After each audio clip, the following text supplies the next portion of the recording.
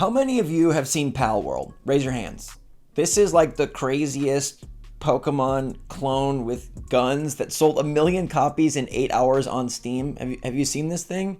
You must have, because everybody is talking about it, and I kind of feel like I should buy it and play it here on SwitchForce, even though it's not on Switch, because Pokemon is obviously all on Switch, and this is trying to take Pokemon in a very different direction. So let me know in the comments down below if you think I should grab it and share my thoughts. But good morning, Mario, and good morning, Switch fans. We've got a Switch 2 console pre-order, and that really gets the ball rolling. So what's going on, everybody? It's Zach from SwitchForce. Hope you're having a fantastic day. Let's kick it off with the reviews hitting for another code R. We talked about the Famitsu review that gave it straight 8s, and now it seems like the reviews have kind of been pulled down a bit. It's sitting at a 72 on Metacritic, and while many Nintendo sites have given this game favorable marks, saying that the story and the entire visual novel style and the puzzles are very fun and still hold up, a lot of other sites are saying that, yeah, the weight of the years have really pulled this game down.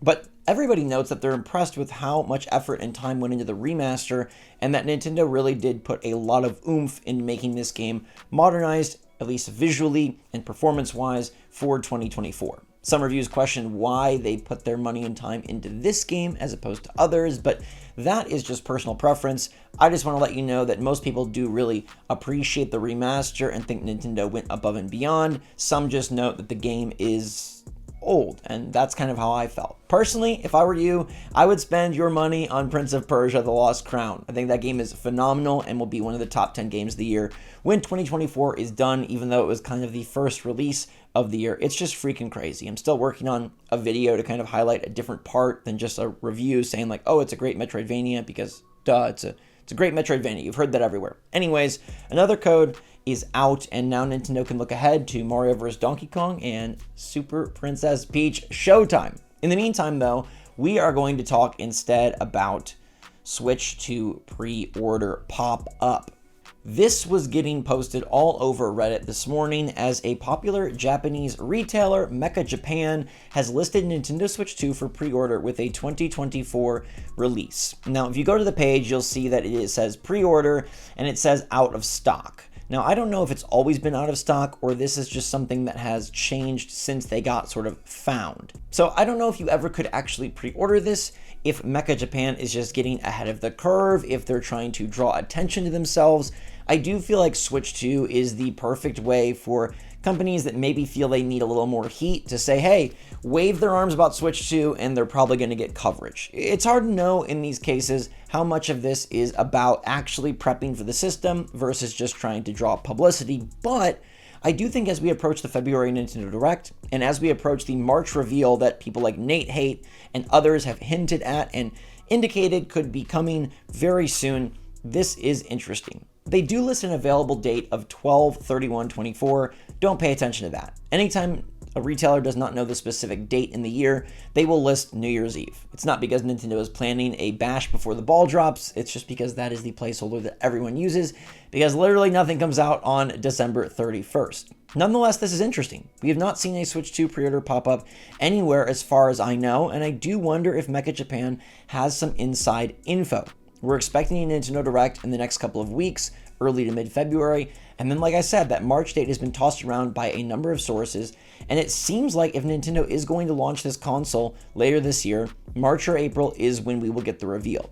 In that case, could Mecha Japan actually be getting a page ready for when Nintendo actually does announce this and have their thing be known, made aware, and have customers in Japan ready to pick it up? They could. I would say this right now is completely up in the air. Is it something that they have insider info? Is it something that they're just trying to draw attention?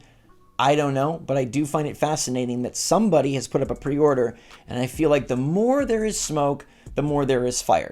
And interestingly enough, there's other smoke because Christopher Dring, a very popular games journalist who writes for VGC, who we feature quite often, and is the head of gamesindustry.biz, he posted this morning, "My Switch 2 predictions will be wrong, but let's see how wrong." And this is a way for him to sort of take the heat off himself. He doesn't want you to go cover and say, Chris Dring says that the system is coming out in September. But this is his best educated guess, And he is somebody that has had a long history in the games industry, does definitely have insider contacts, and I think could be more right than he's leading on. He's indicating, like, I don't know what's happening, but his predictions lining up with everything else that's been happening and the time of year we're at, I think are fascinating.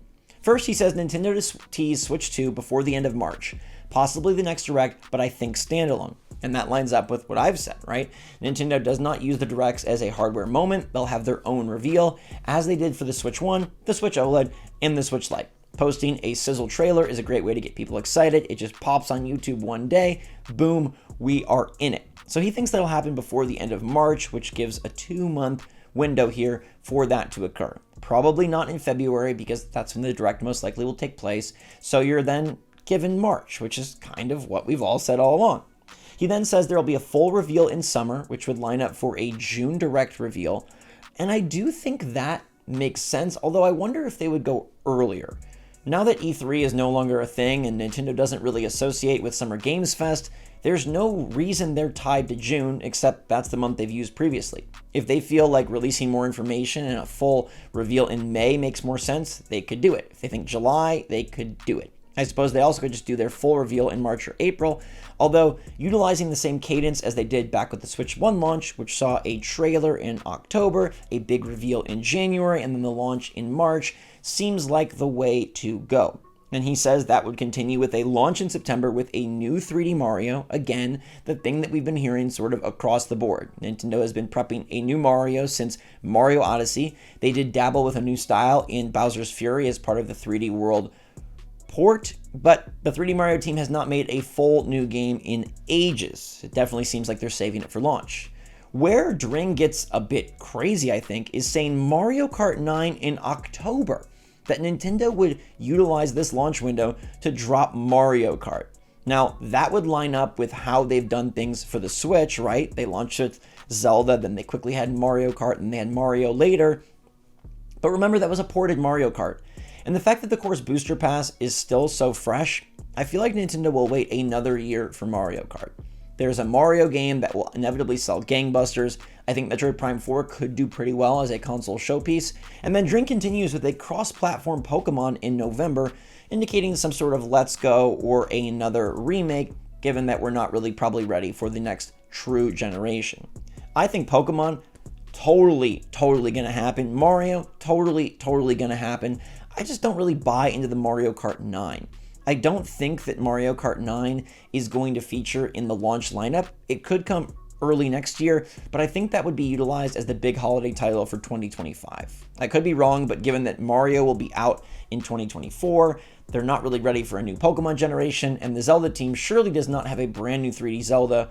What is your big game for 2025? And Mario Kart 9 can absolutely be leveraged as a system seller and as a whole holiday holdup. It'll definitely be the pillar that can lift an entire season. Now, the counter argument would be Mario Kart 9 is such a system seller, get that bad boy out early and you can push lots of units. And here's where Dring might be onto something that the rest of us haven't really thought too deeply of. It makes sense that Nintendo would want to wait for a larger install base to drop Mario Kart, give some space between the course booster pass, and encourage more people to subscribe to Switch Online to gain access to those recent course releases.